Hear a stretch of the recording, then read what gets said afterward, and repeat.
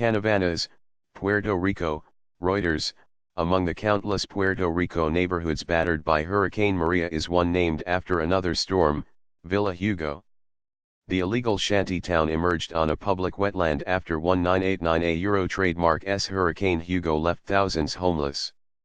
About 6,000 squatters landed here, near the El Yunque National Forest, and built makeshift homes on 40 acres that span a low-lying valley and its adjacent mountainside. Wood and concrete dwellings, their facades scrawled with invented addresses, sit on cinder blocks. After Maria, many are missing roofs, some have collapsed altogether. Amid the rubble, 59-year-old Joe Quirindongo sat in the sun one recent day on a wooden platform, the only remaining piece of his home. Soft-spoken with weathered skin and a buzzacut, Quirindongo pondered his limited options. I know this isn't a Euro trademark a good place for a house said Quirindongo, who survives on US government assistance. Sometimes I would like to go to another place, but I can't a Euro trademark afford anything Euro. Villa Hugo reflects a much larger crisis in this impoverished US territory, where so-called Euro or informal Euro homes are estimated to house about half the population of 3.4 million. Some residents built on land they never owned. Others illegally subdivided properties, often so family members could build on their lots. Most have no title to their homes, which are constructed without permits and usually not up to building codes. The houses range in quality and size, from one-room shacks to sizable family homes. Many have plumbing and power, though not always through official means. For a wider image photo essay on the island's post-Maria housing crisis, see, root.r/2edgemike3. The concentration of illegal housing presents a vexing dilemma for local and federal authorities already overwhelmed by the task of rebuilding an economically depressed island after its worst natural disaster in 9 decades. Puerto Rico Governor Ricardo Rosales Superscript 3 has stressed the need to build back better a sentiment echoed by U.S. disaster relief and housing officials. But rebuilding to modern standards or relocating squatters to new homes would take an investment far beyond reimbursing residents for lost property value. ETA Euro trademark an outlay Puerto Rico Euro trademark government says it can't a Euro trademark afford, and which U.S. officials say is beyond the scope of their funding and mission. Yet the alternative, as Villa Hugo shows, is to encourage rebuilding of the kind of substandard housing that made the island so vulnerable to Maria in the first place. Euro trademark definitely a housing crisis said Fernando Gil, Puerto Rico Euro trademark housing secretary. It was already out there before, and the hurricane exacerbates it Euro. In Puerto Rico, housing is by far the largest category of storm destruction, estimated by the island government at about $37 billion, with only a small portion covered by insurance. The Euro trademark more than twice the government Euro trademark estimate for catastrophic electric grid damage, which was made far worse by the shoddy state of utility infrastructure before the storm. Puerto Rico officials did not respond to questions about how the territory estimated the damage to illegally built homes.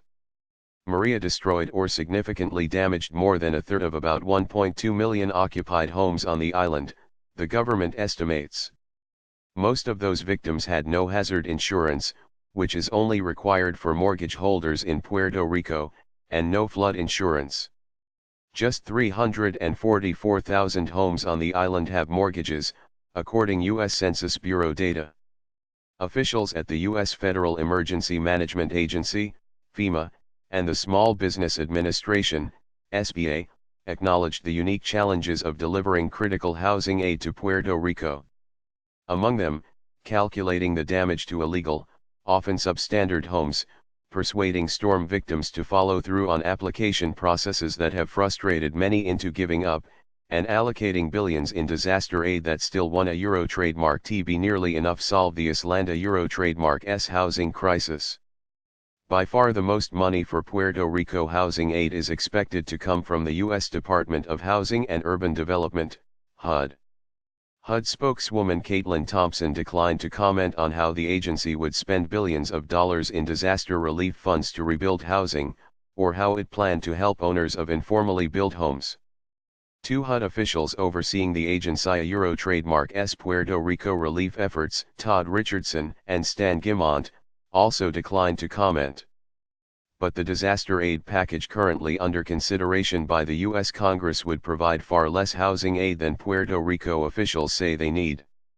Governor Rosela Superscript 3 is seeking $46 billion in aid from HUD, an amount that dwarfs previous allocations for even the most destructive U.S. storms. The Euro Trademark S nearly half the Islanda Euro Trademark S total relief request of $94 billion. The U.S. House of Representatives instead passed a package of $81 billion, with $26 billion for HUD, that still needs Senate and White House approval. The money would be divided between regions struck by several 2017 hurricanes, including Maria, Harvey in Texas and Irma in Florida, as well as the recent California wildfires. Congress could also decide to approve additional aid later. My mother is scared Euro trademark. A generation ago, Maria Vega Lastra, now 61, was among the estimated 28,000 people displaced by Hurricane Hugo. Neighbors helped her build a new home in what would become Villa Hugo, in the town of Cana Superscript 3 Vanas. Her daughter, 34-year-old Amataliz Diaz, still recalls her older brother grinning as he sawed wood for the frame of their self-built, one-floor house, with a porch and 3 bedrooms. Now, Vega Lastra Euro Trademark S roof has holes in it, and her waterlogged wooden floorboards buckle with each step. Vega Lastra has been staying with her daughter, who lives in Tampa, as the family waits on applications for FEMA aid. The agency initially denied her application in December, saying it could not contact her by phone, Diaz said. Vega Lastra is returning to her home this week, uncertain if its condition has gotten worse. Her daughter bought her an air mattress to take with her. Me mother is scared Diaz said. I hope the government helps her. I work, but I have 3 kids to take care of The Islanda Euro Trademark S housing crisis long predated the storm. According to Federal Housing Finance Agency data, Puerto Rico Euro Trademark S index of new home prices fell 25% over the last decade, amid a severe recession that culminated last May in the largest government bankruptcy filing in U.S. history. Legal home construction, meanwhile, plummeted from nearly 16,000 new units in 2004 to less than 2,500 last year, according to consultancy Estudios Técnicos, an economic data firm. A 2007 study by environmental consultant Interveran Services Inc., commissioned by the Puerto Rico Builders Association, found that 55% of residential and commercial construction was informal. That would work out to nearly 700,000 homes. That figure might be high, said David Carrasquillo, president of the Puerto Rico Planning Society, a trade group representing community planners. But even every conservative euro estimate would yield at least 260,000 illegally built houses, he said. Generations of Puerto Rican governments never made serious efforts to enforce building codes to stop new illegal housing, current and former island officials said in interviews. Past administrations had little political or economic incentive to force people out of neighborhoods like Villa Hugo. Former Governor Rafael Hernandez Colon, in office during Hurricane Hugo, said he tried to help informal homeowners without policing them. Our policy was not to relocate, but rather improve those places Hernandez Colon said in an interview. Subsequent administrations advocated similar policies, none made meaningful headway, partly because of Puerto Rico Euro Trademark S constant political turnover. Today, informal communities provide a stark contrast to San Juan Euro Trademark S glittering resorts and bustling business districts. San Juan Mayor Carmen Yulín Cruz pointed to poor barrios like those near the city Euro Trademark S Marta NP plus or minus a channel, hidden behind the skyscrapers of the financial hub known as the Golden Mile. A euro or at a euro trademark s not something I a euro trademark am proud of, but we hide our poverty here, a euro Cruz said in an interview. Recovery dilemma. The task of rebuilding Puerto Rico euro trademark s housing stock ultimately falls to the territory government, which has no ability to pay for it after racking up $120 billion in bond and pension debt in the years before the storm. That leaves the island dependent on U.S. relief from FEMA, the SBA, and HUD. The SBA offers low-interest home repair loans of up to $200,000. FEMA provides homeowners with emergency grants, relocation assistance, and other help. HUD is focused on long-term rebuilding efforts, working directly with local agencies to subsidize reconstruction through grants. FEMA Euro trademark S cap for disaster aid to individuals is $33,300, and actual awards are often much lower.